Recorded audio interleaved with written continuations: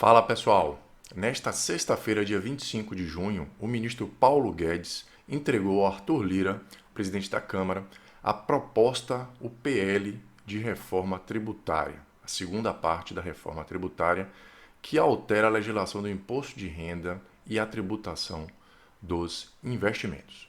Então, se você quer saber tudo sobre o assunto, quer saber tudo que mudou no detalhe, assiste esse vídeo até o fim. Vou falar de fundos imobiliários, de investimentos em renda fixa, ganho de capital, renda variável, entre outras alterações do imposto de renda que também podem mudar significativamente a sua vida, tá? Então compartilhe esse vídeo com seus amigos, porque tem muitos detalhes importantes aqui que passaram batidos e que eu vou apresentar para vocês. Vejo vocês no vídeo. Até logo.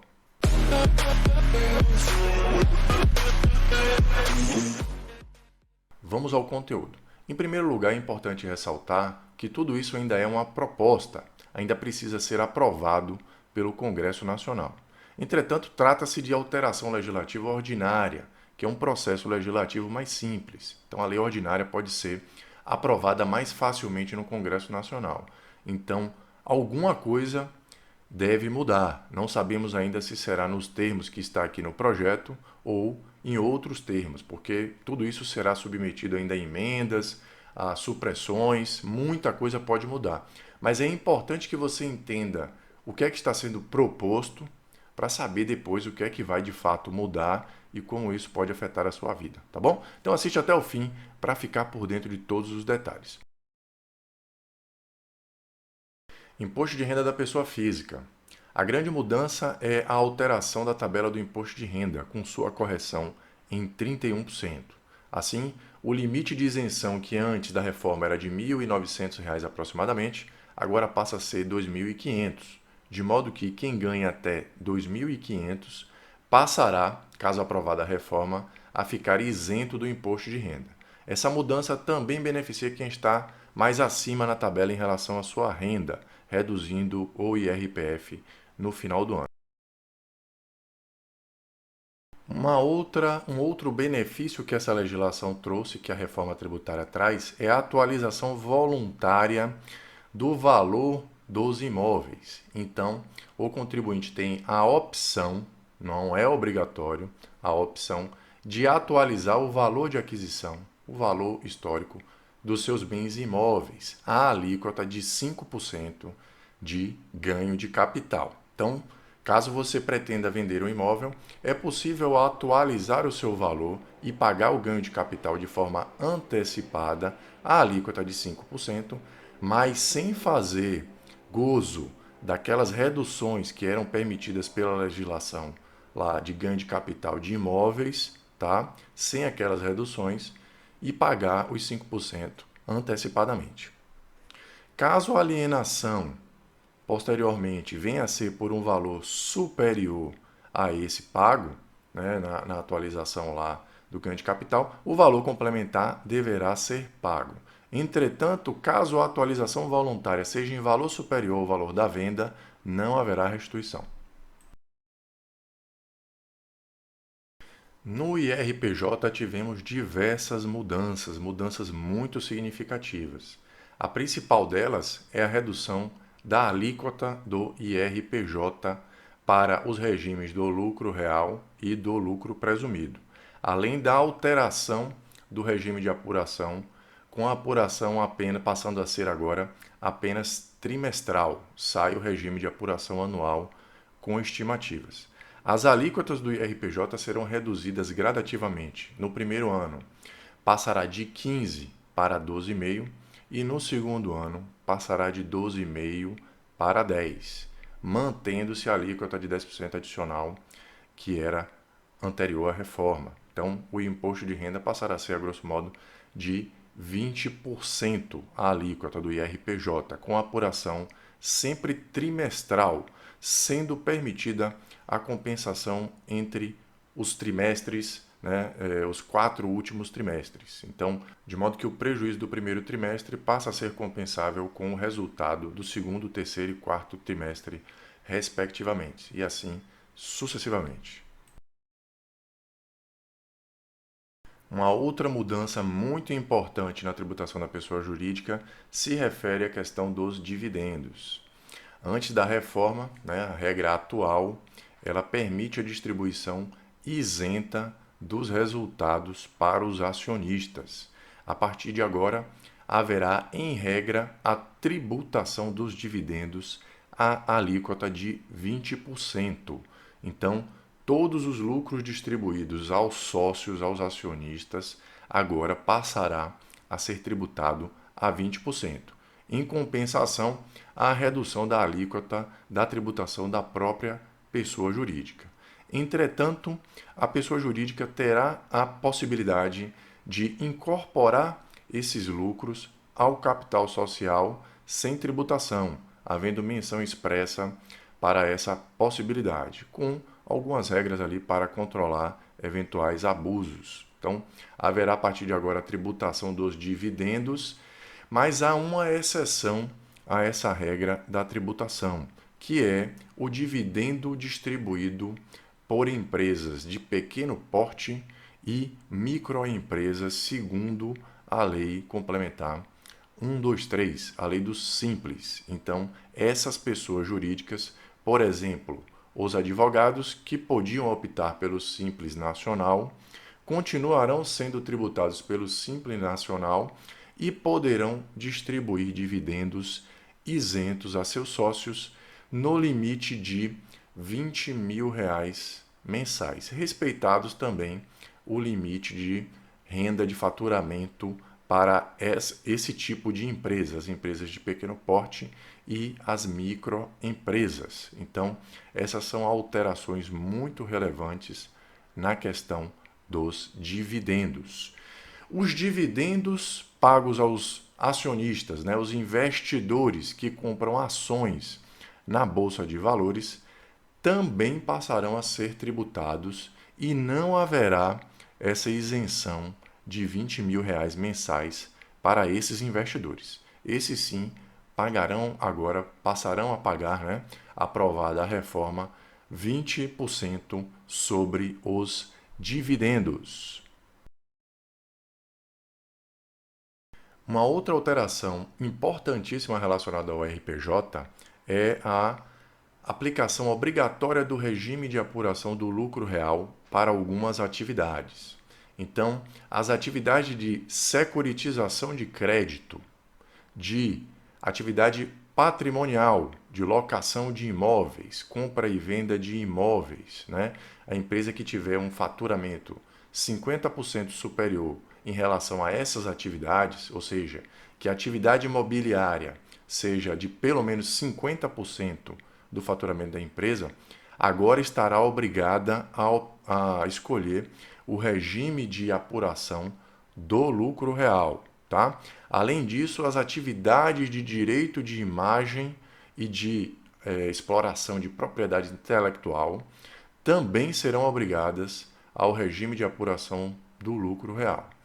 Isso, de certo modo, inviabiliza a utilização das empresas patrimoniais que a gente conhecia, que eram utilizadas há muito tempo, porque agora a tributação passará a ser pelo lucro real, passará a ser de 20% aproximadamente.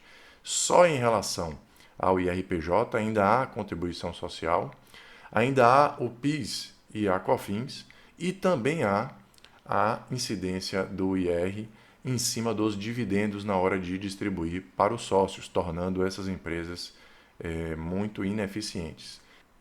Ainda em relação ao IRPJ, há pelo menos mais 3 alterações muito relevantes.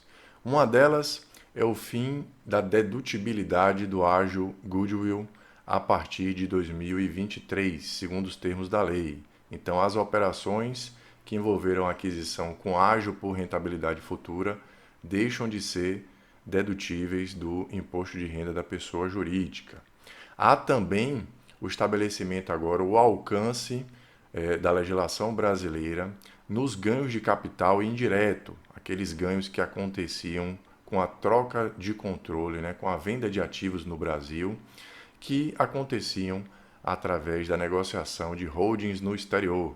Então, essas empresas agora, a legislação passa a alcançar esses negócios de ganhos de capital indiretos que acontecem fora do país. E houve também o fim da dedutibilidade dos juros sobre o capital próprio, né, que era um benefício fiscal que vinha lá da época da inflação e que agora passa a não existir mais a partir de 2022. Então, a partir de 2022, a única forma de distribuir proventos aos sócios, aos acionistas, passa a ser a distribuição de dividendos. Por fim, para fechar o capítulo aqui do IRPJ, mais duas alterações importantes em relação ao IRPJ relacionadas a ganho de capital. A baixa de capital social, a baixa de bens imóveis, por exemplo, da pessoa jurídica para a pessoa física, agora, antes da alteração, né, das propostas desta reforma tributária, podiam ser feitas a valor histórico.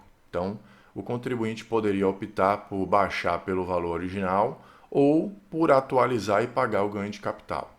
Agora a legislação passa a obrigar o contribuinte a realizar o ganho de capital em relação ao valor de mercado daquele bem. Então, na hora de tirar da pessoa jurídica o bem para passar para a pessoa física, será obrigatório o pagamento do ganho de capital em relação ao valor de mercado, independente da realização do mesmo. Também há uma mudança interessante em relação às empresas offshore. A incorporação, né, a integralização do capital social com bens, agora será obrigatório o reconhecimento do ganho de capital, a realização do ganho de capital no momento da incorporação desses ativos nessas empresas no exterior. Vamos falar agora do assunto que mais interessa ao meu público, os investimentos. O que é que muda na tributação dos investimentos? Vamos lá. Em primeiro lugar, há uma harmonização da tributação da alíquota do imposto de renda da tributação de quase todos os produtos de investimento. A ideia foi concentrar em 15% a tributação da renda, né, do ganho do capital, da renda do capital. Então, os dividendos dos fundos imobiliários passam a ser tributados a 15%, tá? O ganho de capital dos fundos imobiliários, que antes era de 20%, passa a ser agora também de 15%. A renda variável como um todo passa a ser tributada em relação ao ganho de capital a 15%, incluído o day trade, que antes era tributado a 20%, passa a ser tributado também a 15%. O ganho de capital da renda variável também é uma outra alteração. Da renda variável dos fundos imobiliários passa a ser agora apurado de forma trimestral. Antes da reforma, né, a regra atual ela prevê a apuração mensal dos resultados com renda variável. Uma outra alteração importante é que, com a harmonização das alíquotas de ganho de capital, os prejuízos fiscais com fundos imobiliários, renda variável, aí incluída BDRs, ETFs, opções, ações, tudo mais, passam a ser tributados a alíquota de 15% e o prejuízo desses da renda variável passa a ser compensável com fundos imobiliários, com day trade, com tudo. Então, todo o prejuízo de investimentos na bolsa, ele passa a ser intercompensável entre si.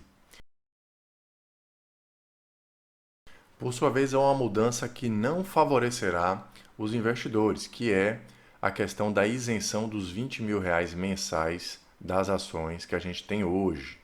A nova regra, com a reforma, ela vai mudar, como a apuração muda de mensal para trimestral, a isenção, segundo o texto da reforma, também será trimestral. Entretanto, essa isenção não foi atualizada para 60 mil, que seria o equivalente a 20 mil mensais, e sim para 20 mil. Então, o efeito é de reduzir a isenção na venda de ações, de fundos imobiliários, né? Essa isenção, é claro, ela se refere apenas a ações, ela não se aplicava a outros ativos. Então, continua sendo só para ações, mas agora não é mais 20 mil mensais, e sim 20 mil trimestrais. Em relação aos fundos de investimento, houve uma harmonização da tributação dos fundos de investimento. Todos eles agora serão tributados à alíquota de 15%, não mais a tabela que é de 22,5% a 15%, então a alíquota passa a ser de 15%, e serão tributados no final do mês de novembro, inclusive os fundos exclusivos, os conhecidos fundos de investimento fechado, que antes gozavam de um diferimento do imposto de renda, né, que acabava sendo ao infinito. Então, o sujeito só pagava o imposto de renda no momento do resgate. Como não havia o resgate, não havia o pagamento. Então, a partir de agora, a regra dos fundos de investimento de varejo passa a ser a mesma da regra dos fundos de investimento exclusivos. Uma outra alteração importante que vai favorecer o pequeno investidor é a alteração da tributação da renda fixa.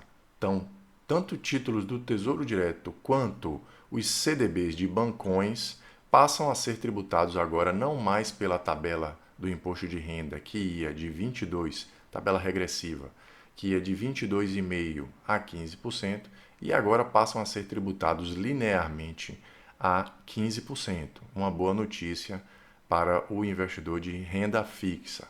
A poupança continua sendo isenta do imposto de renda. Uma outra questão importante relacionada aos investimentos, dessa vez os investimentos no exterior, naquelas corretoras que operam nos Estados Unidos, é o fim da isenção de R$ 35 mil de vendas para esses ativos.